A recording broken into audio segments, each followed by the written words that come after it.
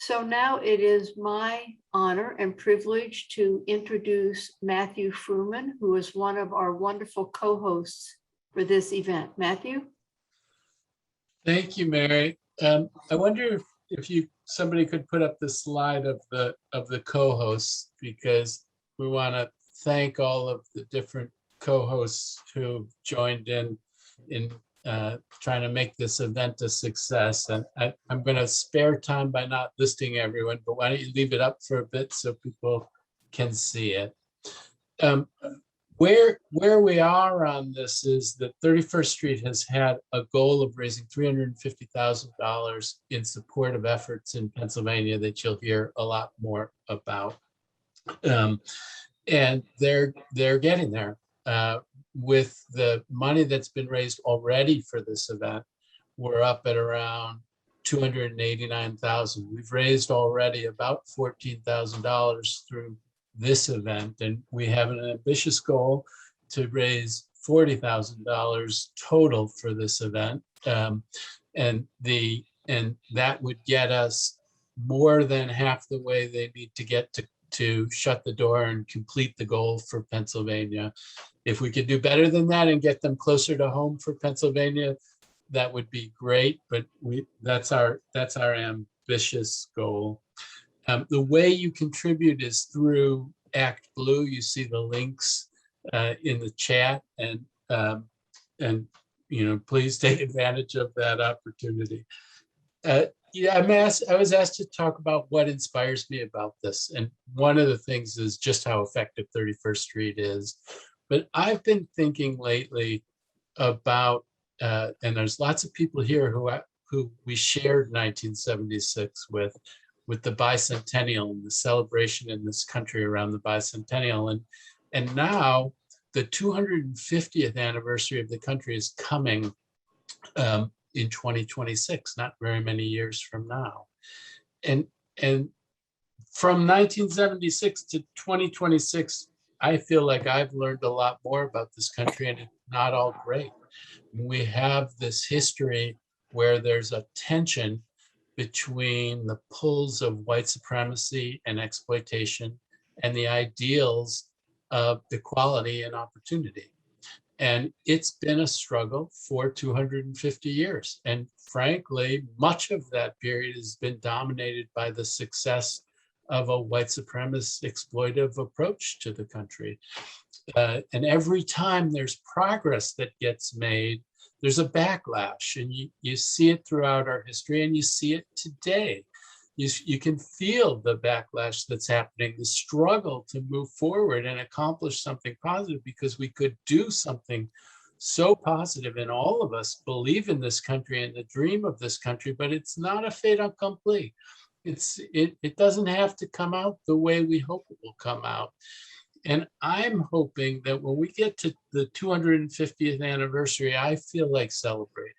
I feel like we're on a path where we really are going to achieve the vision, the positive vision that this country was based on. To do that, we need to be successful in 2022 and 2024. If we're not successful in 2022 and 2024, the forces that I fear can easily come to dominate in this country, and come to dominate in this country for a long time. On the other hand, if we are successful, then we can really move in the kind of direction that I think everybody on this call hopes. And the path to success in 2022 and 2024, and a sense of pride in 2026, every one of those paths runs straight through Pennsylvania. We have to succeed in Pennsylvania if we're going to succeed as a country. And so it's inspiring that 31st Street Swing Left has said, okay, this is our focus in this election cycle and the next election cycle. We're going to do what we can on the ground to help ensure success in Pennsylvania, because it's key for success overall.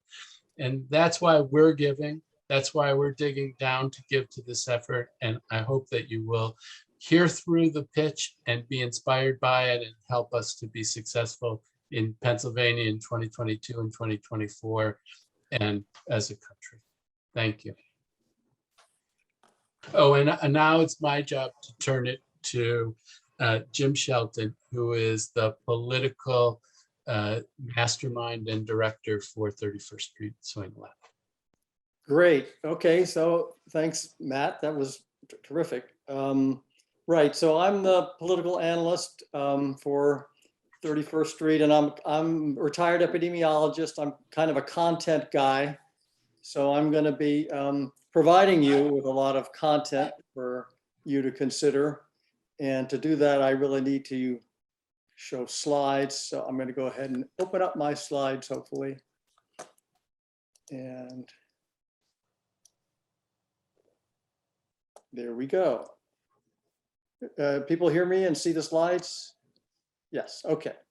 So most of you are maybe not that familiar with 31st Street, and just by a little bit of background to give you a sense of how we came to make this recommendation, which is that these are some of our principles, but I'll just sort of focus on the one in the upper left-hand corner of trying to be very strategic and look for high leverage opportunities. I mean, there's a lot of places one can give money to, and I do in our ecosystem, if you will.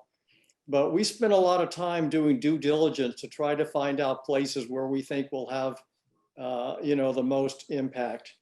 And you can see we have other things that principles we have, like being evidence-based and so forth. But turning to Pennsylvania, just to review, picking up on Matt's point, why is Pennsylvania so important? And let's just start with the US Senate. I've got it in red here. It's an open seat. And, just think how much easier it would be to navigate President Biden's agenda in the Congress right now if we had one or two more Democratic seats, or conversely, if we lost one or two. Now, this is a Republican seat, so hopefully we'll pick it up, but it's vitally important. And there are not that many to potentially pick up, and some we could lose. We have a governor's race for this very, very important keystone state of ours. And we have a really good governor right now who really keeps what I call a rogue legislature in check.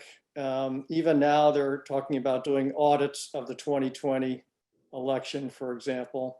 We have major House races, half the state Senate, all of the state House, and it's Republican right now. I think people have come to realize how important legislatures are, and we do have the potential to win those, actually. Supreme Court seat, other races, but also very important that we're trying to lay the groundwork for 2024. This is a long game, and we play the short game too, but we really want to play the long game as well and get Pennsylvania in good shape so we can get those electoral votes in 2024. But then also, like many places, Pennsylvania is having local races this November, where we can kind of get some experience and have some important impact as well. All right, now, probably people have heard this term organizer, and we're talking about year-round, on-the-ground organizing. So just to give you some sense of what it is that this organizing is, and I divided it into two parts, the longer term and the shorter term. And I'm going to start with the longer term because that's what we're trying to sort of build here. The shorter term is what you're probably more familiar with, and we'll get to that. That's typical for campaigns. But here are some of the things, and I'm not going to necessarily focus on all of them, but they do voter outreach, including something called deep canvassing, voter registration, training, fundraising, communications with voters and other people, candidate recruitment, and support is another thing that on-the-ground organizing does. And another thing that's really very, very important is to do things that are not just related to elections, to do things that relate to local issue and problem mobilization. And many of you are probably familiar with the success in Georgia from Stacey Abrams, which is a kind of a complementary companion approach to organizing that's done more with the private NGO sector, if you will, very successful. And we want to support that as well. But right now we see this great opportunity to do it within the Democratic Party. Now, what's done at election time are the kind of things that you're maybe more familiar with. Somebody was talking about writing postcards a minute ago on in the group and so forth. But it's also canvassing and various other kinds of things that are more short term. All right, so there's this word, we call it field work or field. Basically, canvassing is often referred to in the campaign business as kind of field. And what the argument I'm going to make is that we're not putting enough investment in the field anyway, because there are many willing, able volunteers, and it's a major Democratic advantage, and we should be maximizing. And most of us are probably volunteers in that sense, and we weigh in into campaigns. The Democratic Party does not, across the country, does not nearly take as much advantage of that comparative advantage as we should. On the other hand, the largest amount of money by far is spent on television. And it's also, that's particularly true of what I call the marquee campaigns, the statewide campaigns, the presidential campaigns, those kinds of things. Huge amount of money goes into television, but television is becoming less and less effective and cost effective, in my opinion. There are other things besides television, of course, digital and mail and so forth. But my view is one of the dysfunctions we have in our system is that we're not nearly spending as much on other things besides television. And it's not just me. Some of you may have read, this is now going back maybe a couple of months, but there were 3 2020 lookbacks that the Democratic Party or supporting organizations did. And one of their findings was that they criticized a large amount of TV spending. Also the fact that it comes very late in the cycle, which brings me to yet another dysfunction in the system, which campaign dysfunction that we're going to try to address, which is what I call the sort of roller coaster, feast or famine, boom or bust, kind of the way campaigns are conducted. You know, there's a few months or whatever before a campaign, hopefully more than that, things get assembled, people are learning, people are mobilizing, people are doing things. It's all, a lot of it very ad hoc, done by, you know, wonderful, smart, young and inexperienced people. What we need is a system that will get us, to something more like this, where we're getting more of an ocean liner to kind of deliver the people. The other major dysfunction, or another major function, is that it's remarkable that these campaigns very much are very what I call siloed. They function very much on an independent basis. They reinvent the wheel. They pay, there's all kinds of duplication. And in a state like Pennsylvania, there could be hundreds, maybe even thousands, I don't know, in a big year of political races. You know, there's the sort of, I want to say more than lip service, because it is more than that. There is some coordination, but mostly it's every person for themselves that's doing that. So that's kind of the situation that we're in terms of campaigning. And, you know, we all donate to candidates that we like. There's nothing particularly wrong with that. It's just that we think that you can get more going at this a different way. All right, so what we're going to propose instead is called, maybe, I don't know if you can see this at the top, but it's the Wisconsin Democratic Party model of organizing of neighbor to neighbor. And the architect is going to be speaking to us, Martha Lanning, right after me. And the way this works is that there's an overall director, and this is for organizing the things that I was talking about. And then you have what are called regional organizing directors that cover the state. They are not organizers. They are organizing directors, and their job is actually to find, to train, to nurture, to support local neighborhood teams. And this is really the secret sauce, if you will, this red bubble, that there are local volunteer teams that are recruited by these folks that cover the state. And those volunteer leaders then develop contacts.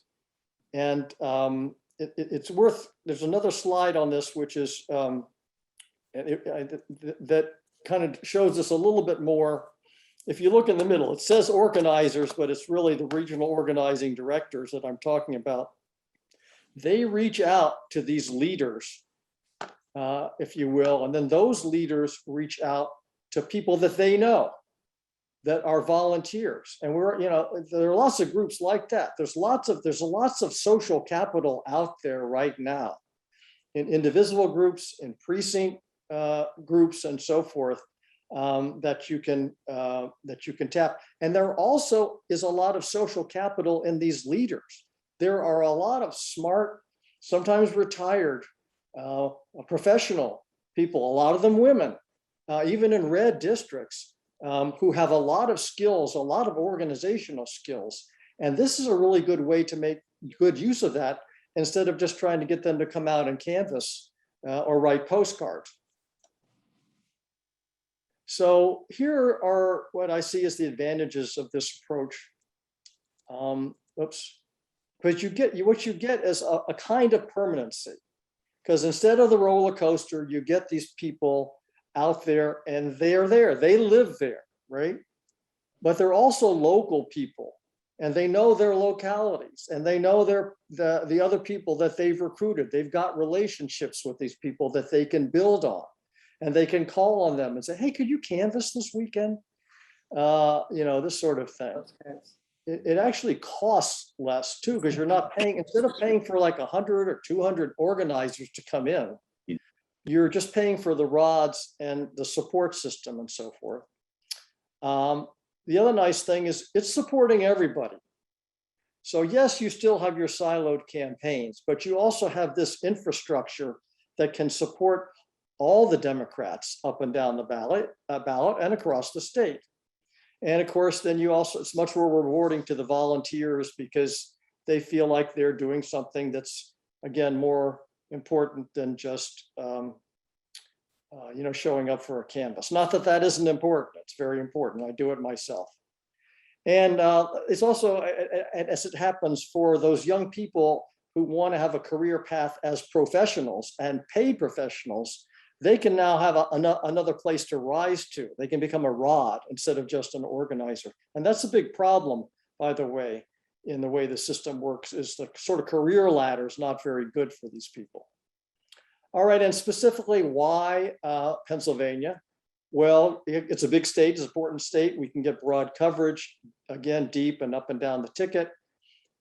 We're blessed with a party leadership, the executive director we're going to hear from later, Jason Henry, that he gets it. He gets how important this is. I mean, don't get me wrong, a political party in a state like Pennsylvania, it's got a lot of moving parts, and I'm sure there's going to be some messiness, but we have good leadership to make this happen.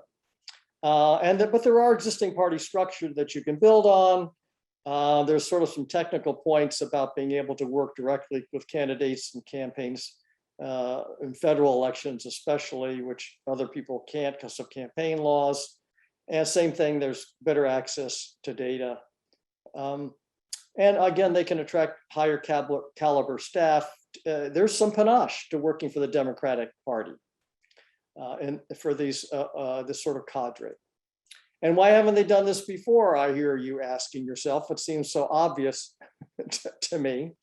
And people will say, well, there's not that much money and for this kind of thing, and there are other priorities. But a lot of it is because, again, we have this culture and such a predominant focus on individual campaigns that those sometimes charismatic and wonderful, many campaigns, they basically soak up a lot of the resources, and it's kind of hard to get the collective sort of engagement.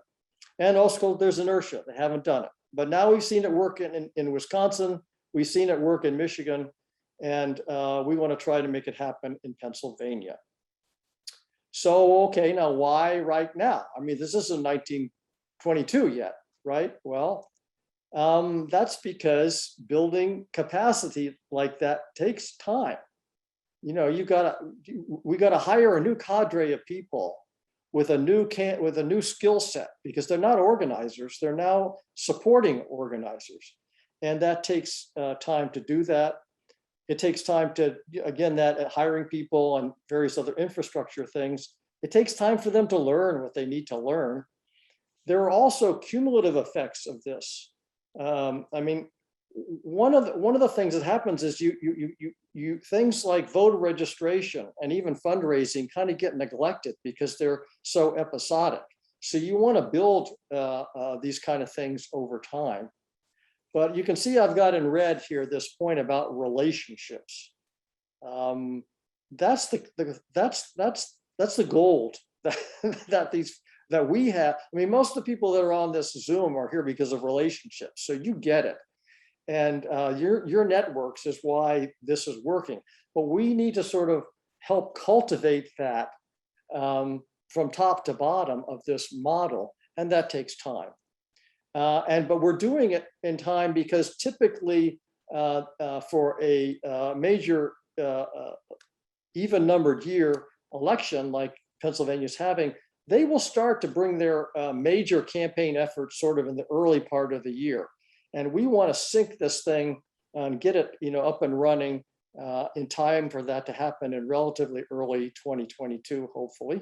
And notably, they have already hired their coordinated campaign director for 2022 to work with us on this and to make this sync together. And then lastly, we have local elections this November, and it would be really great to kind of get this rolling in time to have a little bit of experience, even with these local elections. So that's one reason why we're pressing to get to this $350,000 relatively soon, so we can, make this all come together. But the good news is that hiring has actually started. Not only have they hired the coordinated campaign director, we're not paying for that, but they've hired 2 of the rods, and they're taking their time to hire, and with all due deliberate speed, the other 10 rods relatively soon, if we can get the funding. And all right, lastly, pretty much, I think, we have this great partner, SPAN. That's why this is another reason why this is such a great opportunity, is that Martha Lanning's organization really is partnering with us to make all this happen. First of all, it's a dollar for dollar match for what we raise. They're going to match whatever we do. In fact, I think they're going to match a lot more than what we raise, but we're actually being the spark and the catalyst for this. That Martha would tell you that. But they don't just provide money. They have they require a good plan from the. They work in other states, by the way. And they require a good plan, and they have tracking, and they require benchmarks and reporting. How many teams did you actually set up, and when? And they also offer hands-on training and technical assistance from their staff. And again, lastly, we're hoping that that if we can make this work in Pennsylvania, that this is something that again will be extending to other states. So our goal is, again, we want to support these 12 regional organizing directors. Our part is the $350,000. So far, this is what we had as of about 5 o'clock today. And again, we're hoping to raise $40,000. And going into today, we'd raised $13,500. And again, God bless you all for coming to this and helping to save our country, which is the way I actually do look at it. And with that, I'm going to turn it over to Martha Lanning, and I'm going to let her introduce herself because she's much better at doing that than I would be. Over to you, Martha.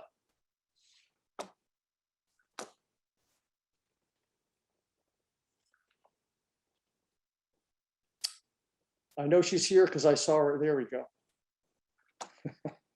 Unmute. I need to unmute. You're okay now. Am I? Okay, good. So can you see my screen? Yes. It's going to come up in just a second. We're There. ahead one slide. Yes. Okay. So I have a very different perspective. I'm Martha Lanning. I was the chair of the Democratic Party of Wisconsin. I'm going to take you a little bit on a journey. I started in politics. I'm actually from business and community development.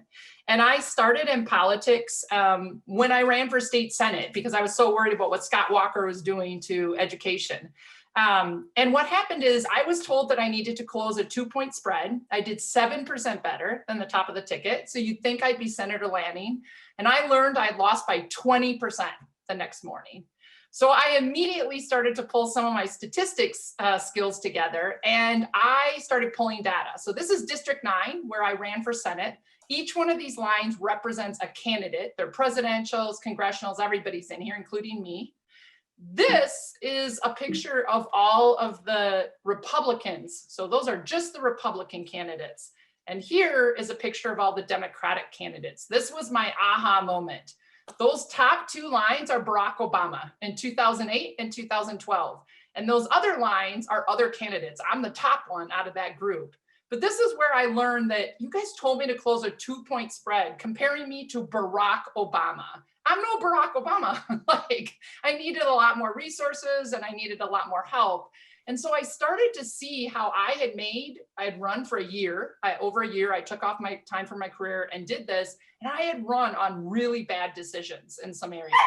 So I immediately started going around the state of Wisconsin, and I met with leaders all over the state. And I learned that state parties are really critical to our success.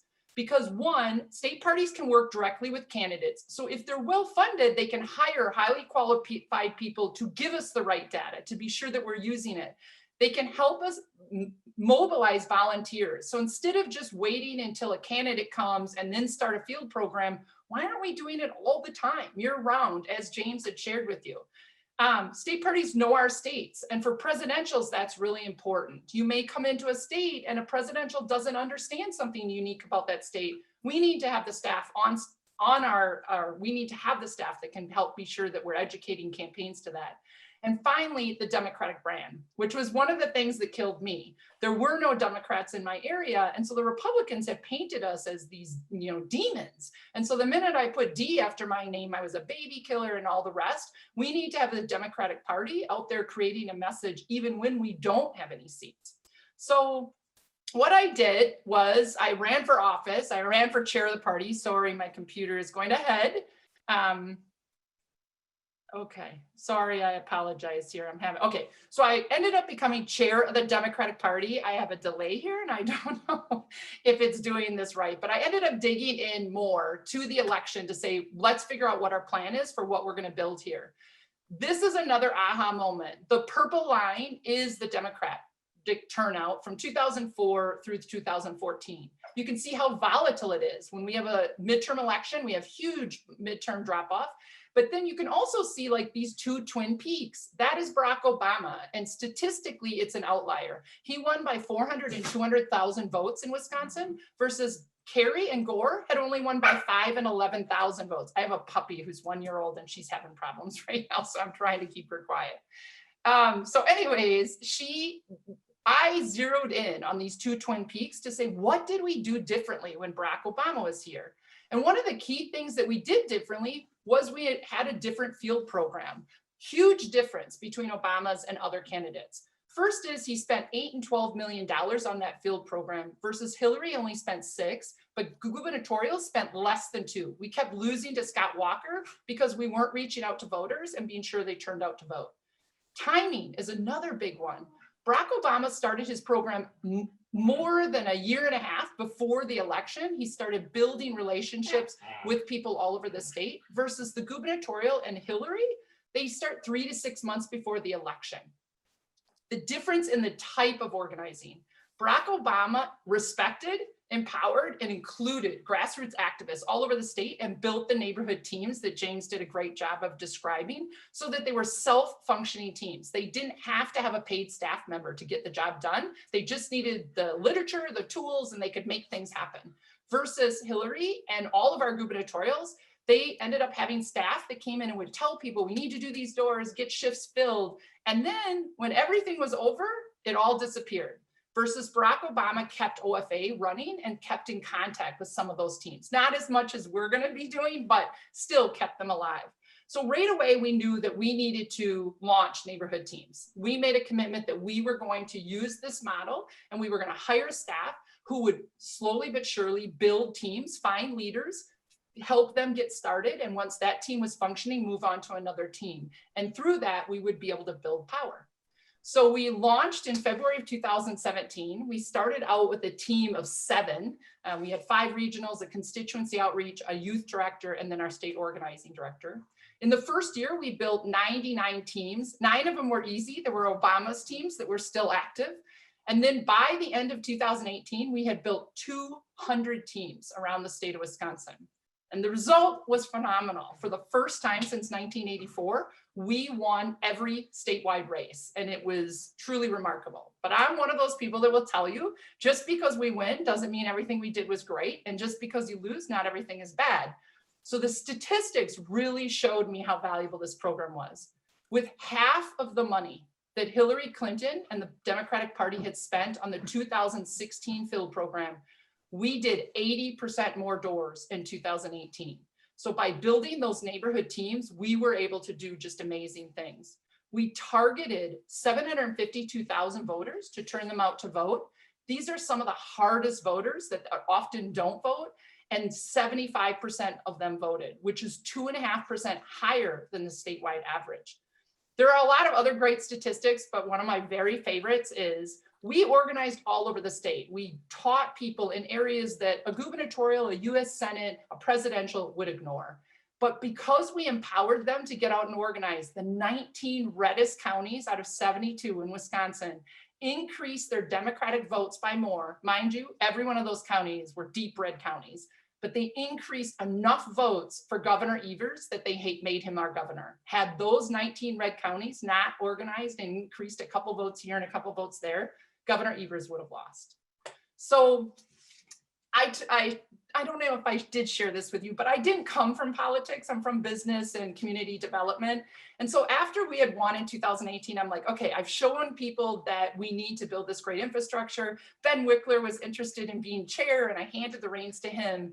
And I wanted to reach out and help build a table where when people have really good, valuable programming, state parties, that they could come to the table, share what they're gonna do, and that we could fund them. Because when I did this, I literally had to find the donors on my own. There wasn't anyone who was helping us. There was no table to go to talk to people. It's literally like, if you're a good fundraiser, you might be able to pull this off. And the reason state parties don't do this is they can't raise the money. So we launched the State Party Advancement Network in December of 2019. And the way the network works is SPAN requests proposals from state parties. We're right now working with 9, and Pennsylvania is one of them.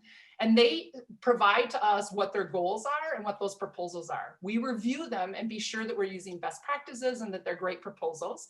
And then we have the donors, we present them to the donors, and the donors send their funds directly to the state parties. No money comes to SPAN. I don't decide where money goes from a pool of it. It all goes directly to the state parties. And then SPAN monitors the progress. The states let us know these were the goals that we set out, and this is how we're doing on those goals. We provide training or resources to them so that if anybody's having difficulty with something, we can get them the training that they need. And then donors receive regular updates on how things are going. So we're really excited to partner with 31st Swing Left. It's going to be a great partnership because, again, we can provide those updates. We can offer materials and training, and we can promote best practices, which is going to be sure that your resources are being used well.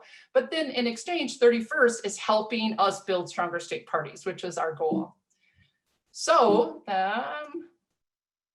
these are just a highlight when we're providing valuable resources. We want to be sure that when a state leadership comes in and they want to do something, that we can share with them what we've learned from the past so they don't make the same mistakes and that they get the best start. We also want to be sure that they have all the tools and they don't rebuild a deck on how to train and organize and how to ensure sustainability of those teams. We're going to share information with them.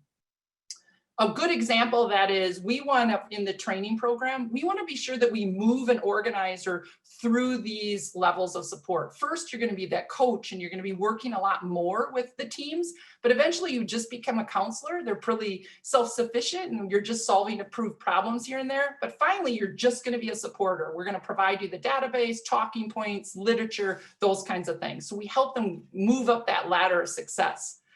We want to promote best practices. So the Neighbor to Neighbor program is one, but there's all kinds of best practices out there. I'm sure many of you have volunteered, and one of the things we have is a flake rate. It means somebody said they were coming and they didn't show up. And so there's a proven program out there that if you do a 3-day reminder process and you follow this process, you can reduce your flake rate by like 25%. So we want to be sure that all the states are aware of these good things and that they're using them. We want to provide guides and recommended tools. And I'm going to do something that I hope is going to work here. Can you still see my screen? Yes. I hope so. Okay. So we want to provide guides. And this is an example of that. When we sit down with a team, we want to say to them that you need an internal communications lead. Who's going to do that? Their responsibilities are to remind members of regular meetings. We actually create documents like this, and then organizers don't have to create them themselves. It's all available to them, and they can be much more successful that way. So we provide a whole bunch of guides. It'll come back in a second there that and calendar planning, presentation checklist. It's just a lot of tools that we don't want everybody recreating the wheel. Learning how to present is an example of that. Like, it's something that I don't know that organizers would have put a slide, but it's really important that when you're talking to people that are going to talk to volunteers, that you're giving a good presentation and that you're doing things that make it a really positive presentation. So it's simple things sometimes that we're providing. And then finally is accountability. We want to be sure that if the state said they're going to build 99 teams, how are you doing? And they're going to report to us, and we would report out to the leadership of your group that this is how we're doing on this. It's really important. And sometimes things don't work out the way the state parties expected. And then they share with us what they're going to do, what pivots they're going to make, what changes they're making. And it's really exciting for our investors to see and be part of that. So we are thrilled that 31st Street is willing to partner with us. We think this is a great opportunity. And just as a note, you are instigating. I have a lot of donors who have been like, well, maybe at the end of summer. And I'm like, I've got a match of $350,000. And so people are starting to move, and I can't thank you enough for that. So finally, I get the great privilege of introducing Jason Henry from the PA Dems. Jason was with the team last cycle, and that is really exciting because he carries all that knowledge with, and he is putting together a program to win. And so I couldn't be prouder of being a supporter of Jason. And Jason, you want to take it away? And I'm going to stop sharing here. Excuse me. Thank you so much, Martha. And Jim, and to everybody on 31st Street, I cannot express our gratitude for what you've done for us so far. So I'm calling in from scenic Indiana County, where we just had our Democratic Party dinner there. We're organizing the team in Indiana County, which is one of our rural places that we need to do. We saw some increase in activity. Real quick, I don't want to take up a lot of time. I am Pennsylvania born and bred, born in the Philly suburbs, but I truly grew up in central Pennsylvania, sort of outside of State College, if there was such a thing as suburban State College. I came up through the 2008 Obama campaign. We learned how to organize through the snowflake model, or the neighborhood team thing. It works. And I will say this, the reason that we're putting together this program, we know we're going to put together a massive program next year. However, we have, as Jim talked about earlier, we have critical races to fight for this year. And on top of that, we don't quite have the resources yet to put together a 200-person organizing staff. So what do we have to do? We have to rely on these neighborhood teams to do the work in the meantime. And then, as you know, Jim kind of talked about this boom and bust cycle, we need to make sure that we train people up to do this long term as we go in from a midterm election to another battleground presidential election. So again, I just wanted to kind of thank all of you for doing this. I want to stick around. If I'm sure there's a lot of questions, and I'll stick around and happily answer any questions from there. So again, thank you so much.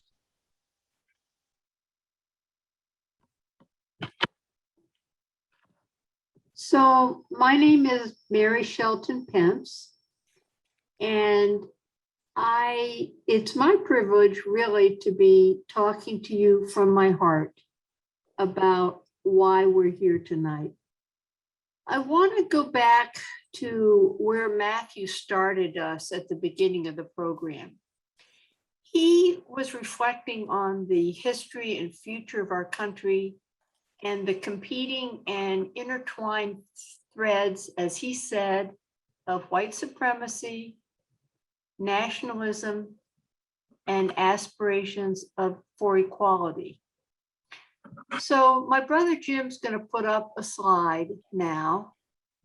And in picking up that thread and giving a nod to Heather Cox Richardson, I want to talk to you about the soldiers of the 369th Infantry Regiment, known as the Harlem Hellfighters. They were assigned to fight with the French Army in World War I because many white men from the US refused to fight alongside them. They fought with incredible valor and tenacity, staying in the field 191 consecutive days, the longest combat deployment of any unit in World War I.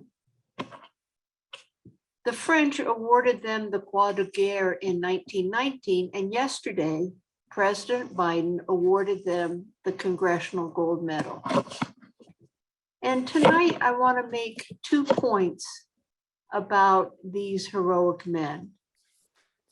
First is that at a time when their own future in our country was unclear, to say the best, to put the best gloss on it, they gave their all. They did what they could at a pivotal moment in history. And secondly, I want to lift up the fact that the award of the Congressional Medal of Honor to them yesterday is a reflection of the leadership in our country right now. Leadership which was achieved with the narrowest of margins in 2020. If we want that leadership to continue, we have to make it happen. And looking at the faces of these men really inspires me. Jim's going to take this slide down now. And I want to tell you a little bit about my husband, Dan, and myself. We are both retired, so is my brother, Jim. And Dan and I have given $10,000 to this Pennsylvania effort. And Jim has done 10,000 as well. So why am I telling you how much we have given? Because I want to inspire you, as I hope the men and the soldiers of the 396 did. Because we are at a pivotal moment in history where we have the opportunity to make a difference. We fortunately are not being asked to give our lives, but we are being asked, how important is it to us to make a difference in the future direction of our country? I believe it is indeed the future of our country that is at stake tonight as we raise money for the Pennsylvania Democratic Party. So would you please join Dan and myself and Jim and Matthew Fruman and all the co-hosts of this event in stretching, whatever stretching is for you, to do what you can right now. Thank you.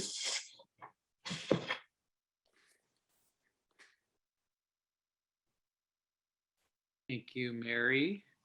I believe that this now marks the end of the formal part of our program, but we do have some time for questions. We'll be happy to stay on and answer questions.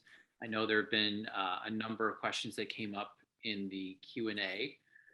So I thought we could just launch into those. And if you have others, feel free to raise a hand or just put your question in the chat. So the first question, maybe I'll throw this over to Jim.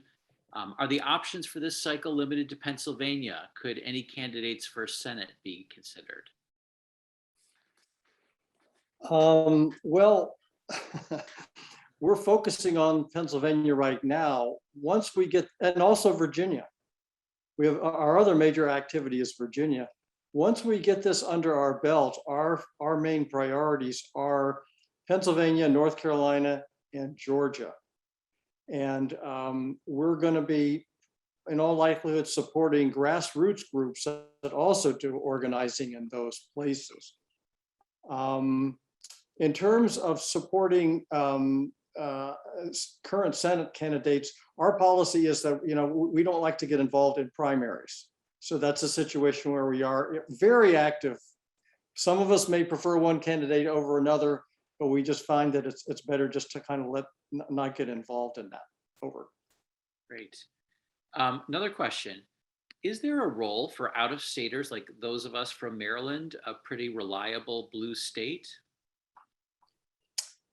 Well, in addition to giving money, of course, no, we intend to be doing certainly canvassing, and canvassing is what we really like and we think is effective. And we're close enough to Pennsylvania. We did a lot of canvassing in 2020. We'll do more in 2022.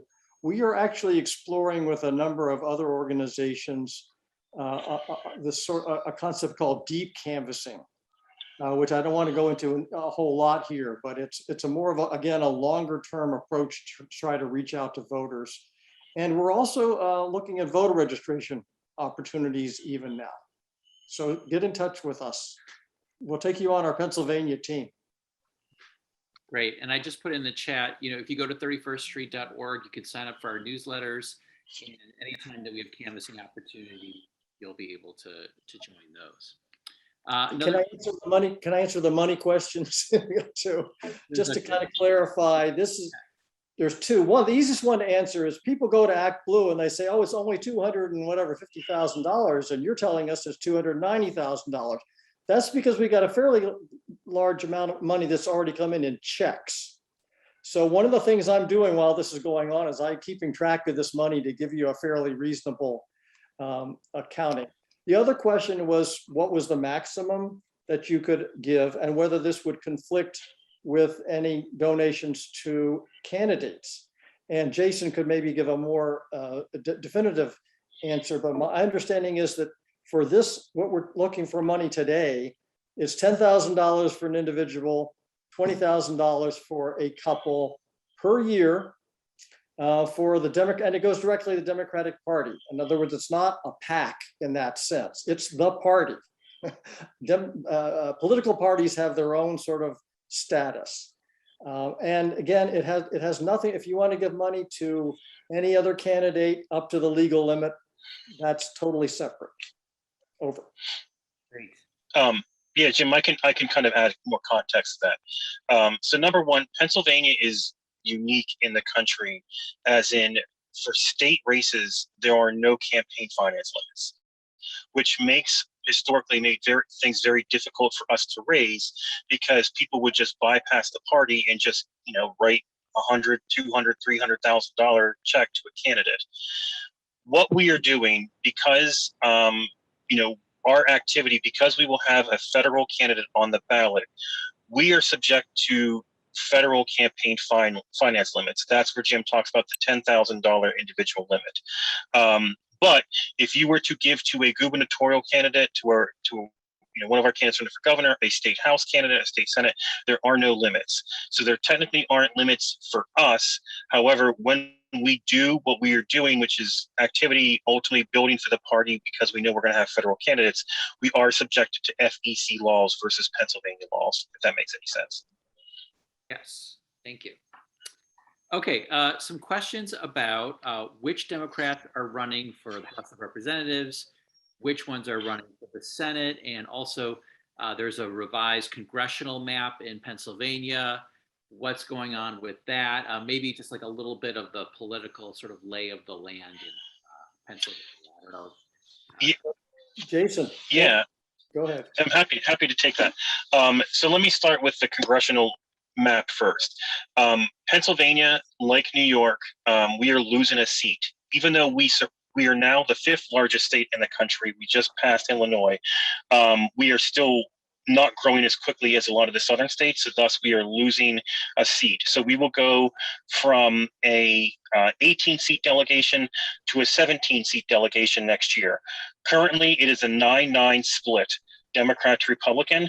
And what we expect to happen, and this will kind of lead into the Senate question, is we are expecting, because historically, if a member retires or runs for another office when during a redistricting, that is the seat that gets carved up. One of the candidates for U.S. Senate is Congressman Connor Lamb from Western Pennsylvania. Folks may remember him from that crazy special election back in 2018, where he won in a very deep red district. Additionally, our Lieutenant Governor, John Fetterman, he is running for U.S. Senate. A state rep from Philadelphia, Malcolm Kenyatta, he is running for U.S. Senate. The county commissioner from the 3rd largest county in the state, Montgomery County, which is right outside of Philadelphia, she is running for U.S. Senate. Our vice chair of the state party, who is also a state senator from Philadelphia, his name is Sharif Street. He is running for Senate, and I forgot to mention, her name is Valerie Arkush, the commissioner from Montgomery County. And then there's about another 10 other people that are running for the seat. On the gubernatorial side, we have essentially one candidate, that is our current Attorney General, Josh Shapiro, who is all but likely to be the only person that will declare for governor. And then as for Congress, with the exception of Connor Lamb, all of our incumbents are expected to run on the Democratic side. And then we're seeing some other folks who are going to do some challenging. The most noteworthy is Eugene D. Pasquale. So many of you, I believe, canvassed for him in 2020 in the Harrisburg, York, South Central part of the state. He is expected to announce that he's going to take another shot at Scott Perry. Wow, this is exciting. So just a couple housekeeping questions that came into me. First of all, at 31st Street, we are having one of our monthly meetings this Sunday. So if you're interested in finding out more about who we are and what we do, that would be a really good meeting to attend. And if you just contact us through our website, you can get, actually, it's the very same link that you pressed to come here. You can use that link on Sunday. Meetings at 2 p.m. Eastern time. Come and join us. Question for Martha, will your slides be available? Oh, of course, I'd be happy to send them. So I'll send them to James and someone can send them out, I guess. Great. Okay, those are all the questions that came in through the chat. Does anyone else have a question that they wanted to ask? You can just unmute yourself or you can put it in the chat again. Yeah, I wanted to ask a question to Martha about Georgia. I know it's a little bit off topic, but Georgia, I know that that SPAN is working with Georgia Democratic Party, but Georgia is a little different than a lot of states because, you know, it has so many well-organized grassroots groups, large and small, that coordinate through a couple of tables, as well as candidates and their groups. So I'm wondering how all this organization shapes the role of the Georgia Democratic Party and how SPAN works with it. Thank you. Absolutely. So Georgia is one of the states that we're working with. We have worked with them from the very beginning. And so when we first started this, Georgia had 5 people on their staff for the entire, they now have 21. And because of SPAN, they are able to keep that staff. So they, instead of letting everybody go and then waiting until interest grows in the campaigns, they kept all their staff, and then we just got a $200,000 donation to them, and we're working on some others to be sure that they're getting the early funding they need. And to highlight a couple of things that I love about Georgia. So one is we paid for them to have Hustle, which is a texting program, so that they could do unlimited number of texts. They ended up, when COVID happened, they texted every registered Democrat, and the first time in multi-decades, there were more Democrats that showed up for the presidential primary than Republicans, which scared the bejeebers out of the Republicans. And then secondly, and I love this story, is their voter protection director went out and talked and built a relationship with the Secretary of State's office just by being there and answering questions. When COVID hit, she had been preparing to suggest a different application process. And so she sent it, because they were going to send out applications for all registered voters to get a mail-in ballot. And so she said, what about using this one? They accepted it. So they ended up using her ballot, which was much easier to understand and reduce the number of people that made mistakes and never got a ballot. So we're really excited about the work they did, and we're even more excited that their team now is more robust and will be able to continue to build on the success that they had. That's fantastic. I love that. Quick question for Jim. How long will the Act Blue link be active if people want to donate to this cause? Indefinitely. Great. But don't wait too long. But no, it'll stay active for a good while. Great. Just ask one question of Jason, based on what he said a little while ago. Did you say that the Pennsylvania tradition is if someone is running for a higher seat and they're giving up that seat, and it happens to be in a year where there's redistricting, that seat is a seat that loses out and that geographic area gets folded into other districts? Is that right? Correct. Yes. What does that mean at this point in terms of whether it goes towards a Democratic or Republican district, as far as So remaining people who are still running again? right. So right now we're currently having hearings during the redistricting process, and to kind of give it more context, Pennsylvania has two separate ways they do redistricting. For the state legislature, it's a panel basically, where they have the Democratic leadership and the state House, state Senate, and then Republican leadership, state House, state Senate, and then they appoint a kind of an arbitrator, like a neutral party, to break ties. So they are working through that process on one track. Then at the congressional level, for congressional maps, that is truly just done through the legislative process. So right now, essentially, folks are kind of getting drafts and getting whatever.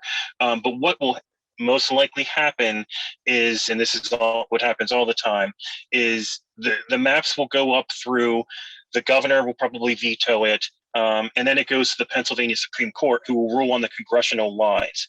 Now, to the work that my predecessors have done back in 2015, we control the Pennsylvania Supreme Court. So that's why we were able to get favorable maps in 2018 that kind of threw it on their head because they got challenged. So we're expecting to have relatively fair maps at the congressional level, and we're just waiting to see what happens for the state House and state Senate level as well. What's the timetable for that? So there was grumblings that the Republicans want to run on the old lines, so they're going to try to delay this as much as possible because they were drawn favorable to them, particularly at the state House and the state Senate. I think they realize the congressional thing is, it is what it is. We as the Democrats, obviously, we want to run on new lines because for the first time I think that I've ever remembered. The Redistricting Commission just ruled that people who were inmates should be counted not where they are incarcerated, which are mostly in rural areas, but in their home address, which means that actually adds population to Philadelphia. It adds population to Pittsburgh, to those heavy Democratic areas. So I think that there's going to be a fight. It's going to probably be drawn out, but I'm expecting that probably late fall, early winter is when we'll start to see the lines, or at least start to see the process of it going up through the fight to go to the court and all that stuff. Thank you. No problem. Okay. Well, I think that about does it. I want to thank everybody for coming by tonight, and for all those of you who supported this effort and are thinking about supporting this effort. And please continue to keep us in mind and help us to get to our overall goal for this event's goal. We're already, getting closer and closer to meeting it. So thanks everybody, and be well, stay safe, and have a great night.